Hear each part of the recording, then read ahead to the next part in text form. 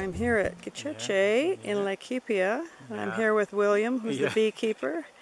And these are his Kenyan top bar hives. And they have the beautiful and aggressive African killer bees making honey here.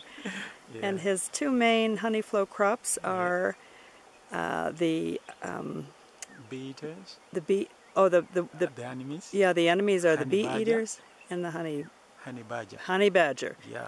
And also his two main plants are acacia, Euclea divinorum. Yeah. And the whistling thorn, acacia. Yeah. And February and July is the time to harvest. He takes his harvest. Yeah. There we go.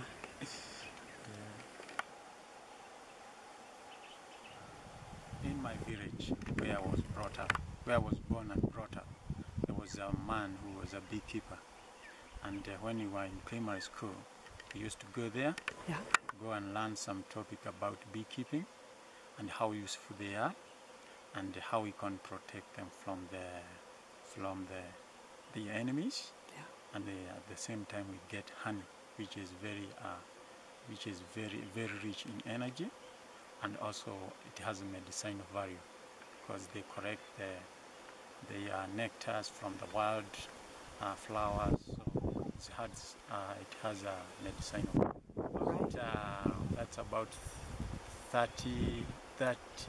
29 years ago. 29 years. So you didn't take any courses, you just learned as an apprentice from the beekeeper? No, I just learned. And that man was very successful in beekeeping. Yeah. What he got from the honey was he used to pay school fees for his children, keep up his children, and also the family. Right. Yeah. So it was very successful. Okay. And how many jars?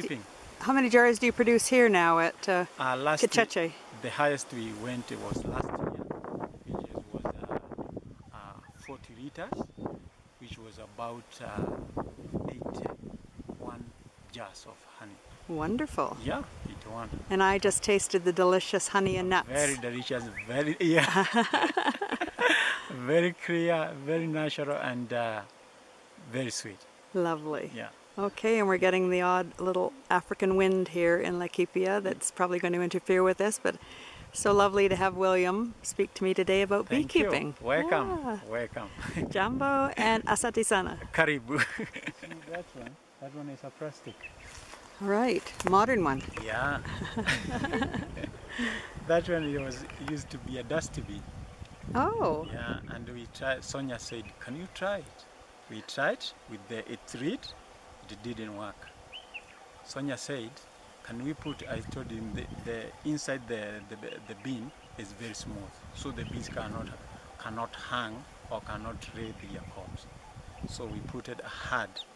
A wood with bars on top of it. If you look at the reed now, it's a wooden reed. Yeah. So we put some bars on it, and then we get the bees there working. Lovely. Yeah. Yeah. If you steal somebody's honey, you get a curse, or that the owner of the hive, if he or she caught you stealing, the fine he or she would ask for, you have to pay it. Yeah. Otherwise, you will not go in a better way. So that belief keep the honey, keep people away from stealing anybody's honey. There we go. Yeah. And the only one who hasn't learned that lesson is the honey badger. I think we need to teach the honey them badger about the stealing of honey. Oh, that's very interesting. And also in one of the community, that is Maasai community, if one hangs his hive on one tree, nobody else can come and hang his hive there. Okay. So that tree is his, and he can hang as many hives as he can. Right. It's a sacred honey place. Yeah, the honey. Yeah, sure. Yeah. Yeah. That's why most of the people cannot steal honey. Yeah.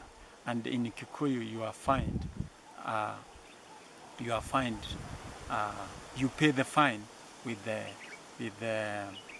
chip, the number of chips that the owner of the hive will ask for. So what happens when your bees swarm if they are overpopulated or however? We don't get over bee getting swarm, and because if they don't get hive, what they normally have, they even hide holes or in big trees like yellow-backed acacia. Yellow-bark acacia. Yeah, they do have holes inside the logs. Yeah. So they also build their colonies there. Yeah. And they call it home. And you're happy to say goodbye to them? Yeah, sure. And wish them all the best. Asante sana. Karibu.